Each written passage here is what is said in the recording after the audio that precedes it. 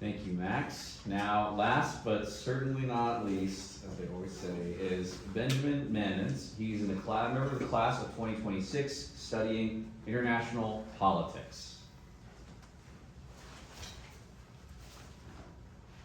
There's a monument downtown, right across from the Senate fountain, where you'll find a bronze crane wrapped in barbed wire. Behind the crane is a wall, a granite wall, where you'll find inscripted the names of Nisei, second-generation Japanese-American soldiers who fought for the United States in World War II. Just a couple feet away, the names of the internment camps where Japanese-Americans were imprisoned in during World War II are also listed, with every camp's population. If you've taken the short walk from Union Station to the Capitol, you've passed by the Japanese-American Memorial to Patriotism during World War II. The memorial is a strong reminder of one of the founding principles of the United States, that American identity is not just hereditary, it's also civic. But there's also an underlying tension between our commemoration of these soldiers' bravery while recognizing the deep injustice of Japanese-American internment. But that itself testifies to the system that our founding fathers built, one that is brave and courageous enough to face up our failures. To better understand the weight of this memorial, it's important we go back to the decision that these young men faced when they were faced with the risk of internment in 1940s America. 2 months after the attack on Pearl Harbor, President Roosevelt signs an executive order authorizing the internment of 120,000 Japanese Americans all across the western United States. At the University of Hawaii, 7 Japanese American ROTC cadets were expelled from the Hawaiian Territorial Guard for being quote-unquote enemy aliens.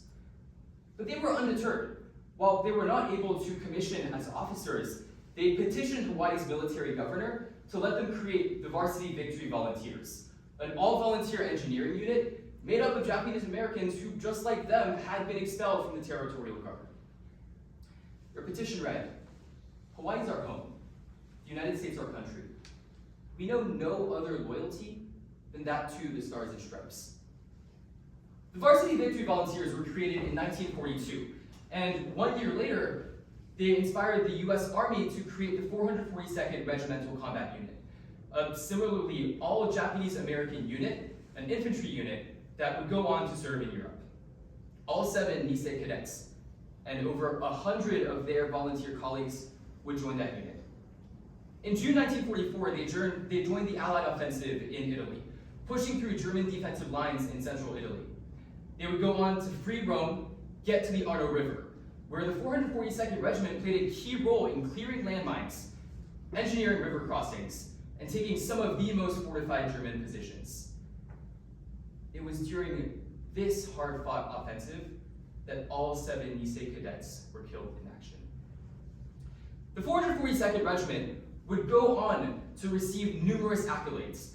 Over the course of the war, they earned 18,000 medals, including all 7 of the Nisei cadets receiving Bronze Stars and Purple Hearts. It was their service that illuminated some of the founding principles of the United States. When President Roosevelt created the 442nd Regiment, he declared, "Americanism is a matter of mind and heart. Americanism is not, and has never been, a matter of race or ancestry." This belief that what binds us together as a nation is a question of our shared beliefs and not just blood is a uniquely American phenomenon. The Declaration of Independence, signed by 56 different founding fathers of different creeds, regions, belief systems, forwarded this new model for governance based on universal values.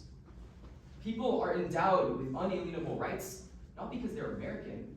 They're American because they believe in these unalienable rights. The 7 Nisei cadets understood this very well.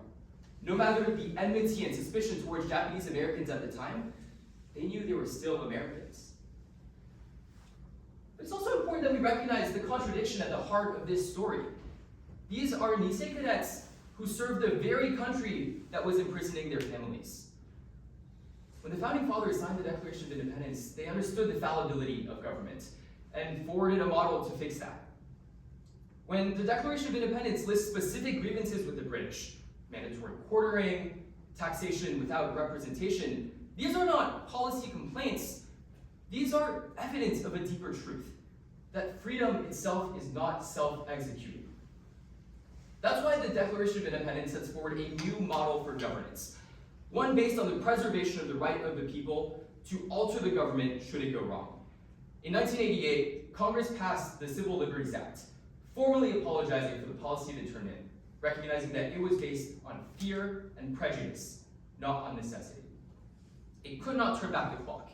It could not fix past mistakes, but it affirmed that while the United States is not perfect, we endure because of our humility to recognize our faults.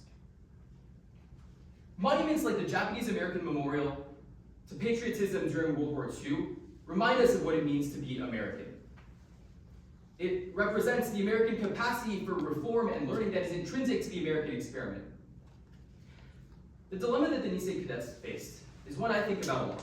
As a student at a school as steeped in public service as Georgetown, what does it mean to serve one's country and to serve in a system when we confront injustice in that very system? But to me, I hold faith in the American experiment. Because at the end of the day, America is strong not because it is certain, but because it is resilient. And us too, like the Nisei cadets, are called to serve a country that is not only better than it once was, but continually striving towards what it ought to be. Thank you.